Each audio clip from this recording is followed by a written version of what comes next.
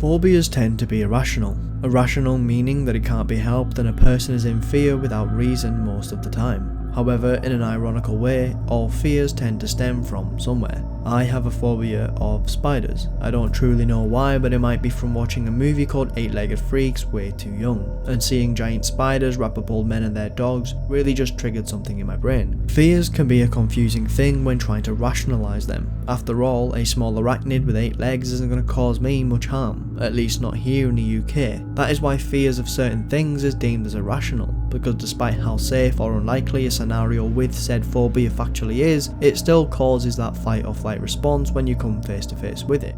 Phobias and fears often originate from something. It may be something as a young child or something you've buried in your subconscious, but I've recently developed a new phobia and I know exactly what caused it.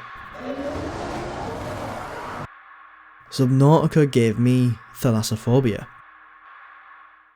The fear of the ocean is not an uncommon one, and it certainly isn't irrational. Our planet is huge, and with 195 recognised countries, you'd be right to think that our planet will be mostly land, but you'd be wrong. 70% of Earth's makeup is its oceans. 70%. And with centuries of exploration behind humanity, it's estimated that only 5% of the ocean is explored. This used to be an interesting fact to me, but now it's daunting. On planet 4546b, the planet is 99% ocean, with the majority of its fauna being adapted to the aquatic life. I started Subnautica without a care in the world about it being set in the ocean. I went into it with very little knowledge. I knew it was a survival game and I knew there was creatures of all sizes, but that didn't worry me. I was never nervous, I was never fearful, but that soon changed. It starts with the mothership Aurora crash landing into an alien planet and forces anyone on board to take emergency life pods and eject from the ship. Once the survivor awakens, he opens his life pod to find vast open water. Nothing else in sight but the ocean and the ship it just claimed. Looking past this water made me uneasy. You can't see any land and your eyes are pulled into the vast blue, wondering what's in there. Within the first minute of the game, the player is given the first example of an ocean-orientated fear. Thalassophobia. I'd say that there are 4 specific fears that Subnautica induces on the player, whether intentional or not by unknown worlds. Thalassophobia is defined as a fear of the ocean or other large, deep bodies of water, not to be mistaken for aquaphobia, the phobia of water itself. The uneasiness of the vast ocean and how deep it goes, and what lies beneath the surface is an aspect of fear that Subnautica perfects. From the minute the player gains control of the character, they're challenged with the efforts of the ocean, having to deal with pressure, limited oxygen, and of course the creatures that reside on the alien planet. One thing I noticed early on is that there are no weather cycles, however there are day and night cycles. It's bad enough diving into the ocean to collect a resource or to explore, but then you hear the oxygen. This always activated my flight or fight response, since at the start of the game I wasn't remembering to focus on these meters. I was too lost in its rich environments, so I'd often get lost in a cave and need to find my way out in order to stay alive. It's always helpful to be reminded that you need to replenish your oxygen, but it also acts as a warning that you may have just screwed yourself over and now you're going to pay the consequences, with the depths of the ocean being the judge, jury, and executioner. If I did manage to escape from the depths, there was always a horrible scene that I would have to face. That was the surface. Unknown Worlds smashed it out the park with making the player feel like they're underwater. When you look up and you see the surface, you can see the current and the waves moving above you. This always reminded me that I was in a place that I wasn't designed for, and that at any moment, if I hesitated or forgot about what to do, I would drown. Racing towards the surface with your only competitor being the oxygen meter depleting, and watching my character slowly run out of breath, lose consciousness, and eventually the screen fade to black, is where the fear started to creep in. It wasn't until I'd get to the surface until I'd realised that entire time I'd been holding my breath. It was immersive, and that was a problem. Normally you want to be sucked into a game, escape from the real world, and yet escaping into this was like escaping into a nightmare. A nightmare soon turns into sleep paralysis levels of horror when it becomes nighttime. Exploring the ocean with very little sight is something that will turn a lot of players away, especially if they go into the game with fears of the ocean already. Again, Unknown Worlds aced it here with the details. When you use a light underwater, especially at night, you can see the water moving in front of you. They never let you forget that you are submerged. The ocean is pitch black, and of course with the deeper you go, the darker it gets. Subnautica's oceans are made up of multiple biomes that transition into each other very smoothly. They often open up into vast landscapes or deep chasms, or closing in and becoming a dense, vibrant area that most people would think of when they hear about the ocean. The starting areas are made up of the safe shallows, the kelp forests, and the grassy plateaus. All these areas are relatively safe, with the key dangers being the ocean itself and drowning, and some crashfish, a species that reside in caves protecting their cave sulfur, as well as some larger predators such as the stalkers. When first starting the game, it can be quite hard for the player to distinguish the difference between the size of the ocean with the biomes they frequent and the ocean as a whole. What I mean by this is when you stand on the life pod, the ocean seems boundless, endless. However, when you take to the water, you will encounter probably 3 to 4 biomes in a fairly close proximity to one another, and get lost with going between them for a while whilst you look for blueprints and improve your gear, and that's exactly what you should be doing at this point. But the game never lets you forget that you're in a larger ocean. Your PDA will receive signals from across the biomes, informing the player of where other life pods landed, meaning that there may be more survivors.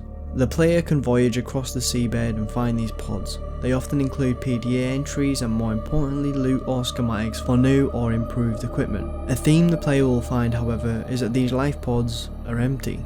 There's no one from the Aurora alive, but there was at some point. If the player listens to the PDA entries, they will piece together that whomever survived eventually died, mostly in horrific ways. Some sunk to the bottom of the ocean with no supplies and no choice but to try and swim to the surface, hundreds of meters away. Okay, good news. We're alive and we've stopped sinking. Bad? The oxygen's going to run out in 30 minutes and we're 500 meters down. Others will meet their demise with hostile creatures of the planet, and some would simply never be heard of again, disappeared without a trace. Besides from finding the remains of other passengers, or the lack thereof, there is one more unsettling thing that constantly reminds you of the size of the ocean, at least in my experience.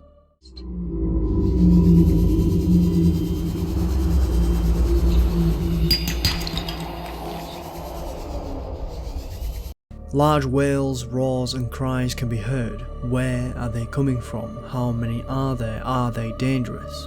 The sounds of Subnautica are one of the reasons the game is so successful at being an underwater game. The sounds of creatures in the distance constantly reminding the player that there's more out there. Where you currently are isn't the only part of this world. Creatures of all sizes communicate with one another. There's a whole ecosystem here that the human survivor does not fit into. You are lost in an alien world, alone, stranded in the ocean, and the game never lets you forget what's out there or how big its world really is. Thalassophobia is also the fear of the deep ocean, and yet all I've mentioned so far is the fairly shallow water in comparison to what can be explored. As the player explores new areas, acquires more blueprints and gear, they will earn the ability to delve deeper and explore new biomes. One area that they may want to avoid, however, is the void. The deep black is at the crater's edge. It's full of empty nothingness, with only a couple of surprises lurking within. If the player heads towards the void and decides to explore, they will, well, actually, let me show you.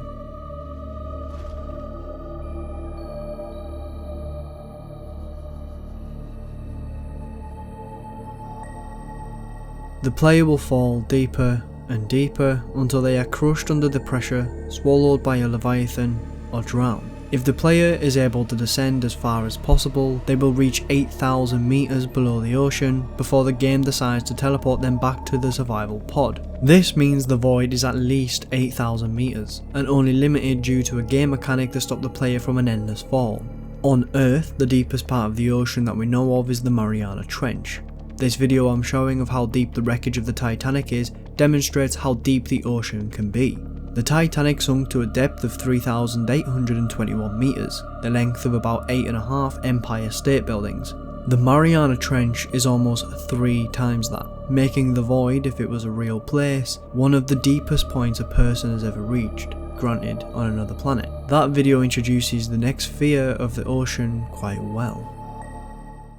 Subnautica is defined as a fear of submerged human-made objects, either partially or entirely underwater. This isn't something I fear, however the concept is something I fully understand. Humans have tried to conquer the oceans for centuries, with vessels the size of the Titanic to submersibles with the capability of reaching depths of 10,000 meters, and yet the ocean always seems to prevail. The Titanic was swallowed, consumed. Recently, the OceanGate submersible that went to view the Titanic's wreck imploded. Everyone on board dead before they could even take their next breath, gone before they knew it. And the vessels of the ocean aren't all that it claims. The machines we've designed for the skies have also been found as wreckages submerged in the depths. Planes that have malfunctioned have been found in the seas and oceans across the world, and some are still lost to this day, much like the Flying Tiger Line Flight 739, with a search party consisting of 1,300 people and 144,000 square miles searched. The plane was still not found. Once again, this phobia is triggered from the moment the player takes control. When they are released from the life pod, they see the giant spacecraft they were just aboard, half sunken into the ocean, and the only reason it never fully sank was because it landed on the side of the dunes. Only thing stopping it from becoming fully submerged is a small part of land under the surface. The ship reminds me of the Costa Concordia cruise from 2012. If you do not know of the tragic story, it essentially boils down to human error, or more likely human ego, as allegedly the captain was trying to show off in front of a woman who he was having an affair with. In doing so, he took the vessel far closer to the coast than he ever should have. The stunt proved fatal, as the hull was destroyed with colliding rocks, and as the flooding began, the ship tilted over, being half submerged much like the Aurora in Subnautica. Because of one man's ego, 32 lives were lost and many more seriously injured. The reason why the Aurora met its watery grave was because of a self-defensive structure built by an alien race on the planet 4546b. The structure is essentially a railgun designed to prevent anything coming into or leaving the planet's orbit due to a deadly disease that plagues the ecosystem. The towers were built as a measure to stop the spreading of the disease. When the ship was shot, parts of it flew off and landed across the ocean. The player can find and scavenge these parts for resources and gear. They can be found in almost all biomes, and sometimes the remains will be of a small part of the ship, but other times there will be a large part, and these will freak you out if you hate the idea of objects underwater. I remember swimming in the murky water, looking down into the abyss, wondering what's down there. I decided to head in a direction I've not been yet, and I decided to go a bit deeper, where the water becomes cloudier and the distance visible becomes less. As my eyes strained from trying to make out what was ahead, I saw what looked like a large shadow. I moved closer as the silhouette began to take a solid form, lines became sharper, and I began to understand what it was I was looking at. It was a large structure, a piece of the Aurora lost in the crash. It's sunken far below the ocean's surface, and it just sits there now, surrounded by water, unmovable. These relics of the ship are common and often hold valuable resources within, however, you'll normally need some tools to actually get in and explore. Normally, there are unintended entry and exit points created by the destruction of the ship. You explore the halls and rooms, but due to the angle at which the parts landed, you're often moving through at angles that are just jarring, swimming against the walls or ceilings as you move through a maze. This is very dangerous. I can't tell you the amount of times I would be exploring, scavenging, and decide to turn back and leave, but it would never be that simple. I hadn't been paying attention to the ways I turned. Was it a left turn or a right turn, up or down, this way or that way? Before I knew it, I was trapped. I would look for air pockets, and if I was lucky, I'd find one. But if not, the anxiety of what was to come grew more and more. There was one specific time where I voyaged down with my Seamoth, which is a submersible vehicle, and I found a wreck. I decided to explore, and I pushed it a bit far and left my oxygen meter rather low, but it was fine because I left my Seamoth just by the entry to the wreck. When I finally got out, the Seamoth was not there. I panicked. I looked all over the place, searched in places I knew it wasn't, but just out of desperation. I looked at the surface and tried to make it, knowing fine well I wasn't going to. They say that after the initial panic that drowning becomes a peaceful way to go, but I couldn't think of much worse. I don't know what happened to my Seamoth. It either carried on moving just after I jumped out, pushing it beyond its depth capabilities, or something took it and destroyed it. I was left alone, buried in the water with the wreck of a ship. To progress with the story, you need to pluck the courage up to explore the Aurora. You must swim under it and look for the opening. When you do, most of the ship is safe from water. There's a few areas within that are flooded and require you to move through cautiously. Ironically, the ship is almost a safe place to be, after the critical explosion is accounted for, that is. But the game doesn't just give you the ship to explore. There are alien facilities that are found across the world and can be explored. These range from different sizes at different depths. The first a player encounters the planet's defensive railgun tower, but most of it is on land. If you do take to the ocean, you'll see smaller structures all connecting together with alien technology. When I first seen this, the first thing I thought was, who built this and where are they? Further down in the world is where larger facilities can be found, and it's unsettling seeing how large this thing is in the ocean, and yet to scale with it, it's minute. Other than the size, when you're approaching it and all you see is a silhouette, it can be hard to distinguish whether you're looking at a moving creature or a stable object. These photos of submerged relics, ships, planes, structures, statues, all human made, all disturb me. The main reason being that if you look around, there's nothing there. At least nothing you can see. You could go for a swim in those waters and be 50 meters away from a wreck, but you can't see it. That's the part that really gets me. The knowledge of not knowing. The fear of the unknown is self-explanatory. It is the phobia of not knowing or not being able to predict something in either the short term or long term, the unknown consequences of your actions, the effects of something you may have interacted with, and so on. Within Subnautica, it conjoined with the phobia that I truly have. The ocean is unnerving, yeah, however, it doesn't scare me. It makes me uneasy, but I do not fear it. Man-made objects consumed by the ocean put into perspective how unmatched we are as a race for it. But the fear I now have, and it's down to Subnautica's world and predators, is Thalassophobia, defined as a phobia of large underwater structures or creatures, in my case the latter. The apex predators of planet 4546b are the Leviathan class creatures.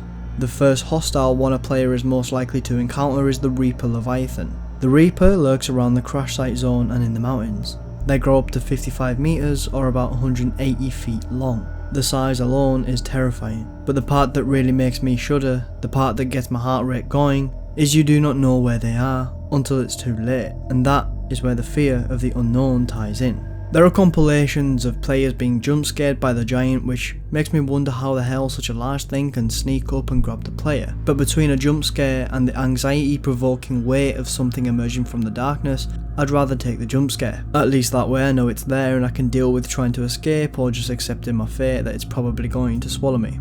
I'm gonna play a video. I want you to watch and pay attention. There's something large there and I want to see if you can spot it and what feelings that causes.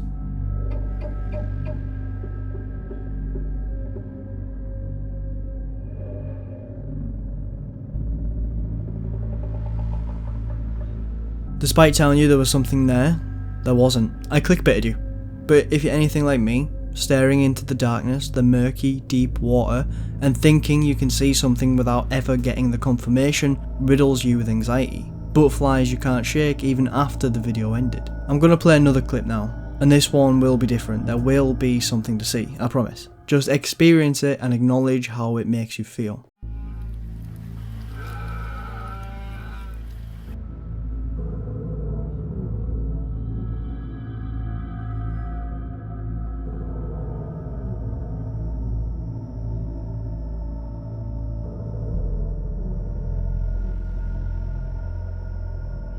This close encounter with a humpback whale to me is terrifying. One of the largest animals in the world, and yet the only time you see it is when it's right there in front of your very eyes. And just as quick as it comes, it goes, disappearing into the fog of the ocean. Before it's visible, you can hear it. And with the way sound moves through water, it can be disorientating. Is it behind you, under you, or right in front of you? These two videos sum up perfectly how I felt throughout my time with Subnautica, and how I now feel when watching ocean related content. The first one just shows footage of the darkness and the moving water around the camera. There are some fish and small sharks, but besides from that, there isn't much there, at least we think from looking at it. When I said that there's something large and I want you to spot it, I hope it got that sense of dread across. Your eyes lock onto nothing and your brain, due to the anxiety and overthinking, calls you to think you've seen something. This was my experience throughout Subnautica. Then the second video is the epitome of what I dreaded seeing within the game, but swap out a kind, friendly giant for a creature that is literally named a Reaper, and it's 3.5 times bigger and hostile. The second video, and just videos of whales and alike in general, used to have me in awe. How elegant they are and how friendly they can be, There's thousands of videos of divers swimming with whales, sharks and so on. However now, after playing Subnautica, my entire view of them and the ocean have flipped. A dream of mine was once to go scuba diving, now it's on the list of things to avoid alongside caving. Just the idea that there's something so large, so close, and yet it can't be seen, and even if you do see it, it can disappear into the depths so easily, just fills me with dread. I've mentioned a couple of times the Reaper Leviathan, but I haven't given any examples of times I encountered them or even other Leviathans. To start, let me bring it up to the closest thing to a whale in Subnautica, and that's the reefback, a docile leviathan that's completely harmless, besides for some fauna that resides on its back sometimes. Even these creatures, no matter how soft of a giant they are, will always put me on edge when I see their shadow in the distance or hear them without any sight of them. I would encounter these all the time in my playthroughs and never really got used to seeing them. Of course, the Reaper would be the next one I encountered. My run-ins with the Leviathan were probably the same as most. Trying to approach the crash area with my sea moth and well,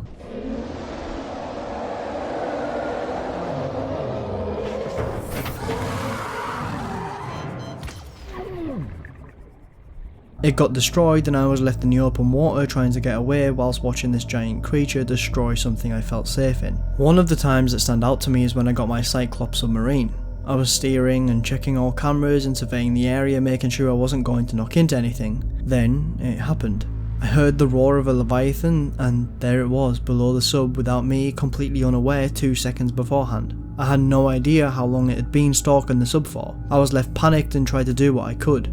I released decoys, I tried to flee, then tried becoming silent, hoping it would just move on. I watched the creature attack the back end of my vessel and luckily it moved on, but I didn't. I continued on my voyage but with complete caution. If it could sneak up on me like that once, it can do it 10 more times. That feeling of anxiety never goes after something like that happens. At the beginning of the game, as a human in an ocean, you don't truly know where you stand with the unknown ecosystem. Are you a predator or prey? You're somewhat in the middle.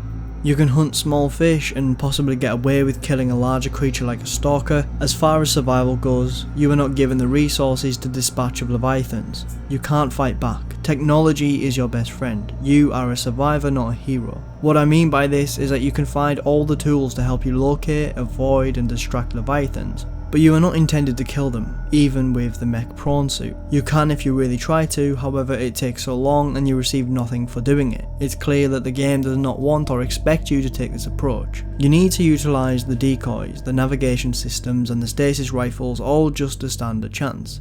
This just plays into the concept that you are hopeless against such creatures and confirms that you are in fact prey within this ecosystem. Detecting multiple Leviathan class life forms in the region.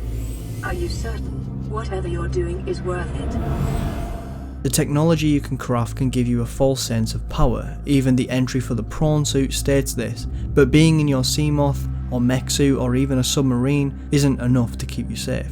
I was exploring a new biome and encountered a warper. At the time I didn't know what they did and I honestly wasn't very scared of them. I was in my Seamoth after all. That was until it teleported me out of it and into the open water with nothing to help me except myself. That sense of power and my safety blanket were ripped away in that moment. Even something like a warper, something that isn't particularly big, can outsmart you and humble you. Reapers are not the only hostile Leviathan, and in fact there are multiple and much bigger ones. The Ghost Leviathans instantly come to mind when I think of the game. They reside within the void, in the complete darkness, and much like fish on Earth that reside in the deepest parts of the ocean, they have adapted in odd ways. It gets its name from being see-through. It glows blue and you would think that would make it easy to see, but no. This video shows one of my first encounters with one after accidentally falling into the void with a prawn suit with no grapple attachment. I shit myself. I would be lying if I said I didn't quit out the game and reload my save. There was no way I was dealing with whatever that thing was. Oh, and by the way, it can grow up to 107 meters long. As I begin to close off this segment, I have to mention the fossils found within the bone fields. This giant is referred to as the Gargantuan Leviathan, and luckily for players, it's extinct. The PDA entries imply that the Leviathan would need to feast on other Leviathans just to live, and could grow to sizes that I don't even want to consider. The fossil gave me anxiety. The fact that a fossil can do this goes to show how bad Subnautica has inflicted this fear onto me. I can't tell you without repeating myself over and over how truly awful I feel seeing something arise and vanish into the abyss, a fear I did not know I have, in fact a one that I'm certain I did not have before Subnautica. I went into the game expecting very little. I left it with awe and wonders of its world. What would be next, if anything? I was conflicted with feelings of immense joy and happiness from playing such an amazing game, and yet I still felt those nervous butterflies in my stomach when the credits rolled. Why? It's down to the unintended horror that I had just played. I believe Unknown Worlds knew what they were doing when they made this game. They had intentions of scaring people, which is clear from the jump scares, but I don't think they ever expected to change someone's perspective of the ocean. The small details, the large details, the sound design, all work together and fit so seamlessly into a package that delivers both an amazing game and a horrifying one. If you have not played it, I highly recommend it. Maybe not if you have a phobia of the ocean, but even still you can try and take that fear face on from the comfort of your home, but you probably won't be comfortable for very long. For something to be able to revert and change my views on something, then it must be incredible at what it does. And this game truly does excel not only as a game but as a demonstration of how unforgiving and dangerous the ocean can be. If you do play it and you begin to feel your heartbeat a little faster when you look at the water, or you feel your stomach fighting itself telling you to stop what you're doing when you venture deeper in the water, then maybe you too are developing the same fear I did. You will know exactly where it came from. Subnautica will give you thalassophobia.